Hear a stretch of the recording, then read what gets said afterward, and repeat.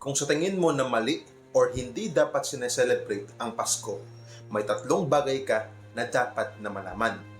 Una, sineselebrate ang Pasko dahil mas pinili ng Panginoong Yesus na isakripisyo na lang ang sarili niya kahit pwede namang hindi na.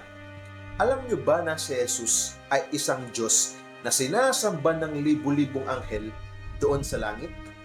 Nakaupo siya doon sa trono niya, meron siyang korona, at siya ay isang Diyos.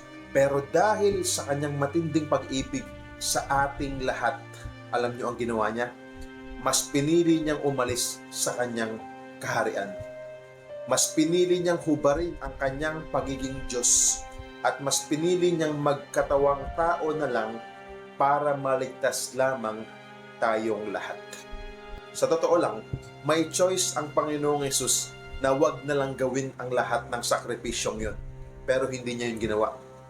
May choice din po siya na i-wipe out na lang itong buong mundo na to. Pero hindi niya po yun ginawa. Instead, mas pinili niyang bumaba dito sa lupa para po bayaran ang lahat ng ating kasalanan. What a merciful God! Kaya po kung hindi yun rason para sa'yo para i-celebrate ang Pasko, ewan ko na lang sa inyo.